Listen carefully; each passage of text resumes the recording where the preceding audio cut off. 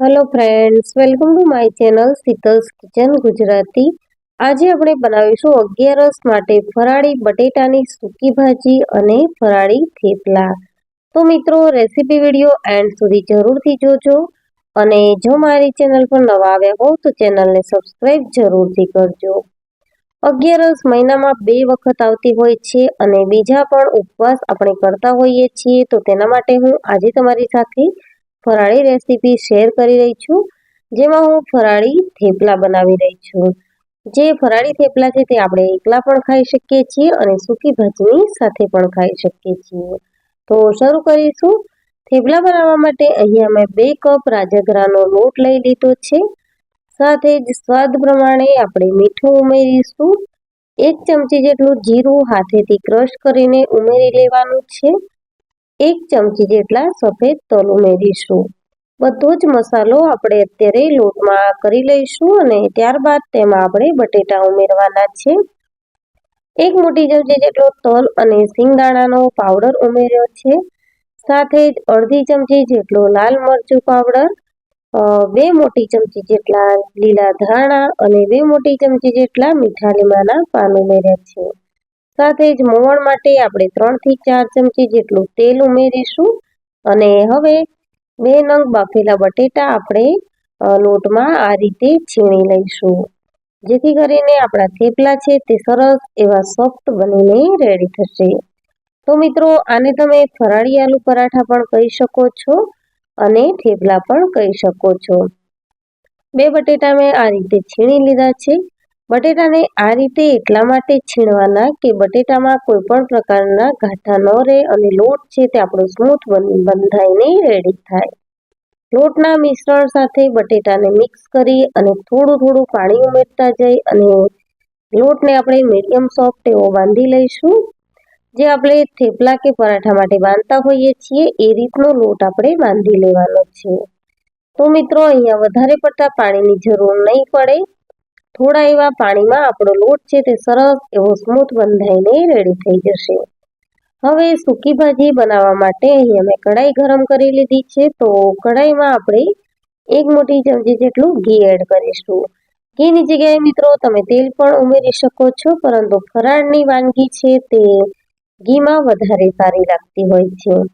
ઘી ગરમ થયા બાદ અડધી ચમચી જીરું, 2 નંગ લીલા મરચાના ટુકડા અને મીઠા લીમડાના પાન આ રીતે મેં ઝીણા સમારીને ઉમેરી લીધા છે. અડધી ચમચી જેટલું કાશ્મીરી લાલ મરચું પાવડર ઉમેર્યું છે. હળદર પાવડર આપણે ઉમેરવાનો નથી, કારણ કે ફરાળમાં હળદર નથી ખવાતી. જો તમે ખાતા હોવ તો તમે ઉમેરી શકો છો. બાફેલા બટેટા ઉમેરી દઈશું. બટેટા મેં પરાઠા અને સબ્જી માટેના એક સાથે જ બાફી લીધા હતા. સ્વાદ પ્રમાણે આપણે અડધી ચમચી જેટલી ખાંડ ઉમેરવાની છે અને 2 મોટી ચમચી જેટલો સિંગદાણા અને તલનો ભૂકો ઉમેરીશું, જેથી કરીને સૂકી ભાજી છે તે ટેસ્ટમાં વધારે સારી બનશે. સ્વાદ પ્રમાણે મીઠું ઉમેરીશું અને અડધા લીંબુનો રસ ઉમેરવાનો છે. ફરાળમાં મિત્રો બહુ ઓછા મસાલા આવે છે અને છતાં પણ ફરાળની રેસીપીઓ છે તે ખૂબ જ ટેસ્ટી બનતી હોય છે. અને આ રીતે તમે ફરાળની રેસીપીઓ બનાવશો તો ઉપવાસ નહીં કરતા હોય એ પણ ઉપવાસ કરવા માટે રેડી થઈ જશે. તો બધા જ મસાલાને આપણે બટેટાની સાથે સરસ એવા મિક્સ કરી લઈશું અને લાસ્ટમાં આપણે લીલા ધાણા ઉમેરી લઈશું. આ રીતે લીલા ધાણા ઉમેર્યા પછી એકવાર સબ્જીને મિક્સ કરી લઈશું. તો તૈયાર છે આપણી ફરાળી બટેટાની સૂકી ભાજી. હવે જે થેપલા માટેનો લોટ બાંધી રાખ્યો હતો તેને પણ આપણે 10 મિનિટ જેવો સમય થઈ ગયો છે. તો થેપલાના સાઈઝના આપણે લોવા કરી લઈશું. થેપલા આપણે વધારે પડતા પતલા કે વધારે પડતા જાડા નથી બનાવવાના, એટલા માટે આ રીતે આપણે મીડિયમ થીક એવા થેપલા બનાવીશું. જેના માટે અહીંયા મેં બધા જ લુવા કરી લીધા છે અને હવે હું અટામણ લઈ અને પાટલી પર થેપલાને વણી રહી છું. જો તમારે અટામણ વગર પ્લેન થેપલા વણવા હોય તો તમે પ્લાસ્ટિકની થેલીમાં મૂકીને વણી શકો છો. એમાં તમારે અટામણની જરૂર નહીં પડે અને થેપલા સરસ એવા વણાઈ જશે. રાજગરાનો લોટ છે એટલે સાઈડ્સ થોડી ક્રેક થશે, તો આપણે તેને સરખી કરતા જઈ અને થેપલા સરસ એવા વણી લેવાના છે. તો તમે જોઈ શકો છો મિત્રો કે અહીંયા હું લોટ લગાવી અને થેપલાને વણી રહી છું, કારણ કે રાજગરાનો લોટ છે તે એમ પણ ચોટતો જ હોય છે. આપણે શીરો બનાવીએ તો પણ થોડો તે ચીપચીપો જ હોય છે, તો એટલા માટે અહીંયા આપણે થોડા લોટની જરૂર પડી જાય છે. હવે થેપલા શેકવા માટે અહીંયા મેં નોનસ્ટિક પેન લઈ લીધી છે અને તેમાં આપણે થોડું તેલ લગાવી અને થેપલાને સરસ એવા બંને સાઈડથી ક્રિસ્પી એવા શેકી લઈશું. તો મિત્રો થેપલા શેકતી વખતે આપણે ગેસની ફ્લેમને એકદમ મીડિયમ રાખીશું અને ખૂબ સારી એવી રીતે થેપલાને ક્રિસ્પી એવા શેકી લઈશું. તો અહીંયા મેં સૂકી ભાજી સાઈડમાં રાખી છે અને થેપલા અહીંયા મેં વણી લીધા છે. તો 1 બાય 1 અહીંયા હું થેપલા શેકી રહી છું અને ખૂબ સારા એવા ક્રિસ્પી અને ટેસ્ટી એવા થેપલા બનીને રેડી થયા હતા મિત્રો. તો જ્યારે તમે ઉપવાસ કરો ત્યારે વિચાર આવે કે જમવામાં શું બનાવવું, તો તમે આ રીતે સૂકી ભાજી અને થેપલા બનાવી અને ખાઈ શકો છો.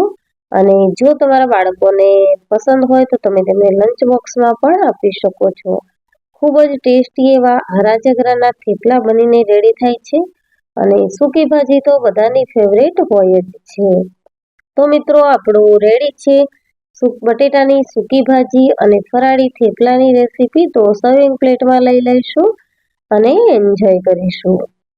તો મિત્રો આ ફરાળી બટેટાની સૂકી ભાજી અને ફરાળી થેપલાની રેસીપી તમને કેવી લાગી તે મને કમેન્ટ સેક્શનમાં જરૂરથી જણાવજો. અને જો રેસીપી વિડીયો ગમ્યો હોય તો વિડીયોને લાઈક કરજો, તમારા ફ્રેન્ડ્સ અને ફેમિલીમાં વધારેમાં વધારે શેર કરજો અને ચેનલને સબસ્ક્રાઈબ કરવાનું ન ભૂલશો. તો થેપલા ઉપર આપણે આ રીતે થોડું ઘી લગાવી લઈશું અને લાસ્ટમાં આપણે લીલા ધાણાથી સર્વ કરીશું. Thank you for watching. Thank you.